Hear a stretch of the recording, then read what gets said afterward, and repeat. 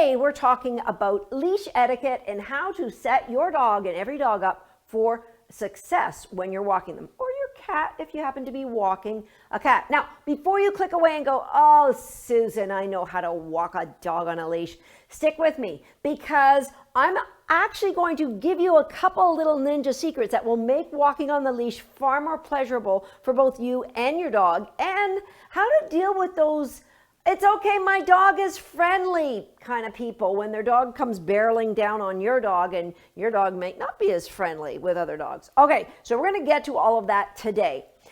First thing I want to address is how you hold a leash. This is so important. I see so many people walking their dogs with the leash all wrapped around their hand and their dog at the other end. Now, there's a couple reasons why this isn't a good idea. First of all, if your dog startles and decides to go, your hand is going to get severely damaged. Number two is if your dog does want to startle and look at something, or they see another dog, you're going to be one of these people with a fish on a line trying to direct them from up here. I'm going to show you how we can fix all that. Okay, so the first no-no is we never wrap a leash around a hand. Here's what we do.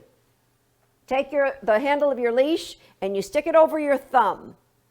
From there, you're going to loop and grab. Now, if you have a big dog, it might be, or if you have a little dog, it might be a really small loop and grab. If you've got a big dog, you're walking a Great Dane, it might be a couple loops and grabs. You want to keep this hand kind of locked against your waist, because then you have leverage if the dog, now I don't want you just to be walking, all fit and end up with a stiff shoulder. But just know that this hand, you want to keep it as close to your hip as possible so that if you need to react, you can. Why do I say you're going to loop it up here? For a couple of reasons. Number one, if you decide your dog is looking for a place to go potty and you go, I don't want him to feel tension on his leash because I want him to go right now, you can immediately quick release everything. It's brilliant. Everything's done really fast. The number two reason, no pun intended right there for you guys. Number two reason is if your dog does get surprised, or if he is going to react towards a kid on roller skates or another dog, this is really important. I'm going to show you exactly how you are going to deal with it. But in order for that to happen, I need a dog. So perfect. This is Tater Salad. Tater is a rescue dog. He's been living here. He actually is owned by Cam, who works with us here at Say Yes. And so he lives here 4 days a week, and he's learning lots about being a good dog so that this is his forever home. He doesn't get turfed from another home. So when you're walking with your dog, if you have your leash like this, here's what's going to happen. You can redirect your dog super quick. Here, Tater, break. Yeah. So if I do this and I've got very little control over my dog, especially a big dog like Tater Salad. Yeah, I'm talking to you. But what you can do is if you see your dog's going in lunging and you want to control him, think baseball, okay? The first thing you're going to do is you don't want to grab for the dog down here. Grab here, because this dog's going to be a moving target and it's going to be very difficult for you to grab. Think baseball. So grab right up here and then slide your hand down. And when you slide your hand down, you'll notice my thumb is pointing to the ground. This gives me a lot more leverage if I have to direct the dog somewhere. Okay, so baseball, slide my hand super quick, and immediately I've got leverage with that dog. Now, what's going to give you even more leverage is if we're not walking our dog on a head halter or on a collar, maybe we're walking our dog on a head halter. The head halter Tater's using right now is the Comfort Trainer head halter. You notice that Tater Salad is what we call a brachiocephalic dog, in that God didn't give him much of a nose. That's okay. And so the Comfort Trainer is great for these breeds of dogs because you can tighten the adjustment in this head halter. When I with my Border Collies and my Jack Russell Terriers, I use something called a gentle leader. And they're just brand names. Really, it doesn't matter. I love head halters. Every dog I've ever owned for the last 25 years spends some time on a head halter. There's a number of reasons. It allows me to redirect the dog easily. If this dog's on a flat collar and he lunges towards another dog, break. It's time to move now. Break. Yay! So let's say this is another dog and he lunges towards it. Get it. I can't really control him. Get it as well. He's a strong dog and if he really wants something, he's going to get it. Plus, you're putting pressure on the dog's trachea. Okay, I want everyone to do this right now. Take your hand and push right under your jaw, right under the jawline. Press as hard as you can there. Oh, it doesn't hurt, right? Now go a little lower on your trachea. Don't push very hard because it's a very sensitive area. So dogs being walked on a flat collar actually are you're putting your dog in risk because there is a chance you could damage their trachea. Plus, what I always say is dogs who are walked on a head halter get far more rewards from their human than dogs walked on a flat collar.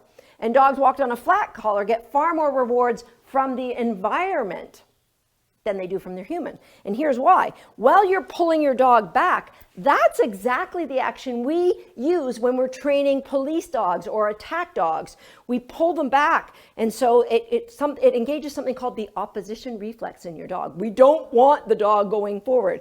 With a head halter, remember that smooth move I taught you right at the beginning? We just slide our hand down here. I've got my hand under the chin, and now I can gently redirect my dog. I get a lot more leverage. Okay, so more about the head halter maybe in another episode.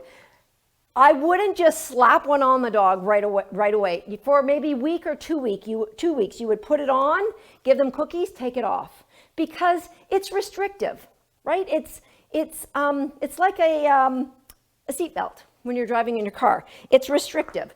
Nobody loves to wear a seatbelt, right? And I don't think there's a dog born that loves to wear their head halter, but they get used to it as you get used to your seatbelt. And for those of you saying, oh no, Susan, I love to wear my seatbelt. Well, if you did, you'd have one installed on the couch at home so you could watch TV all buckled in. But we don't love them. We tolerate them, right? Okay, so we've got the head halter, and the other thing you could use is a harness. But if you're using a harness, come here, buddy, don't go too far. If you're using a harness, you want a harness that will do up in front. So this harness, yeah, you wanting a harness on? You love your harness on because it means you're going to go for a walk. This actually isn't his harness, so it might not fit him that well. So this harness has a clip on the back for, getting a dog to pull, dog sledding. It's great. Not necessarily good for a dog like this. It's also got a clip that goes on the front. So as I said, this isn't his harness, so I'll just show you what that looks like because a noggin is a little bit big. So as this goes on the dog clip. Maybe I've got it twisted. There we go. Then this comes up in front and you can turn the dog as well. A little bit better than a flat collar because there's no pressure on the trachea. But they can still look at what they're maybe regressing towards, so it's not necessarily perfect. If you're going to use a harness, make sure, see how the dog's shoulders are free to move? A lot of harnesses have a strap across the chest that restricts the movement, and you could end up with some shoulder problems. So there's a little bit on harnesses and head halters. Now what to do if you are on a flat collar and your dog lunges towards something and you pull back. Remember we talked about triggers this month in our dog training episode? Then that pulling back could be a trigger for your dog to go off. So we don't want to create that action in your dog. All right, you want to use something like a head halter or be proactive. If you see another dog coming, you're just going to, as we mentioned in our workshop, tater salad. We're going to just, here buddy, we're just going to give our dogs cookies if we see another dog coming. So if a dog's coming towards my dog here and my dog's on my left, what I'm going to do is I'm going to be really proactive and say, I don't want my dog being face to face with that other dog because As a dog owner, my number one job is to protect my dog's confidence. So I'm going to be proactive. I see that dog coming and I'm going to do this. Here, tater salad. Come here, bud. And I'm just going to change sides. And when I do, I'm going to flip my leash without tying it in a knot. I'm going to flip my leash to the other thumb and give him some cooks for being on this side. He's a good boy. All right. So you want to flip sides. You just change your hands. Come here, buddy. Flip sides. Now the dog coming towards you is not going to be on face to face, right? Be proactive. Okay, so Mr. Salad, you can go back in a cancel. Yay! Good buddy. Now what about the dogs that are off leash coming towards your dog with the person going, oh, it's okay, my dog's friendly. There's a couple things, a couple strategies that you can do. Number one, let's deal with when do you take your dog off leash. It doesn't matter if your dog's friendly. That's not a deciding criteria. I have 5 criteria for when a dog should be allowed off leash freedom. Number one, when they're in a very secure fenced in area like your own backyard. That there's nothing that's going to happen to them that you don't have to worry about another dog coming up to them. Number two, when you're walking in an area that you know there's no chance of your dog coming across livestock or wildlife that potentially can't get away. For example, if you're walking right now, it's winter here. If you're walking and the snow is a little bit crusty on the top, it's harder for the wildlife to get away. They slide. They can't outrun your dog. Not cool. Do not take your dogs off leash in those environments. Number 3 is that there's no chance of you coming across another dog that isn't friendly. Number 4 is if there are other dogs potentially in the area, your dog knows them and they know your dog and you guys all get along.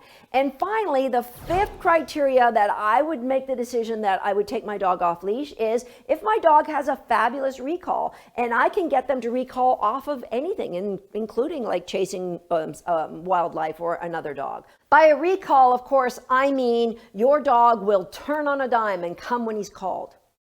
Feature, that'll do. Feature, thank you.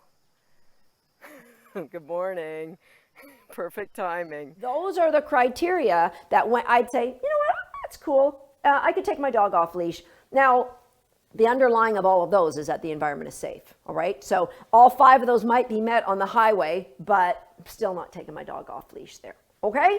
Those are the times when you would take your dog off leash. Now, if you say, well, I don't have a great recall, go to my blog.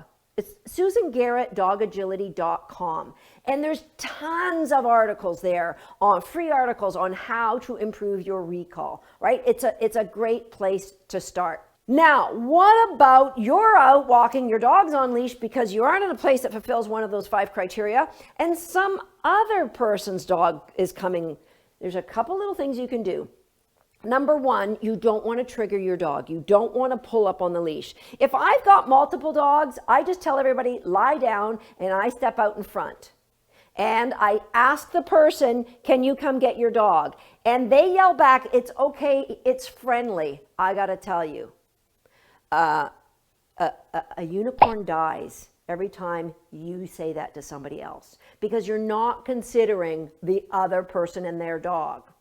It may be that your dog isn't as friendly as you think it is. Maybe it's friendly just to some dogs. Or maybe these dogs aren't friendly. The thing is, guys, dogs are like people. We don't all instantly love everybody. And imagine if you go to a party and somebody comes up to you, hey, I'm Susan, hey, I love you. Isn't this great? You know what? Back off.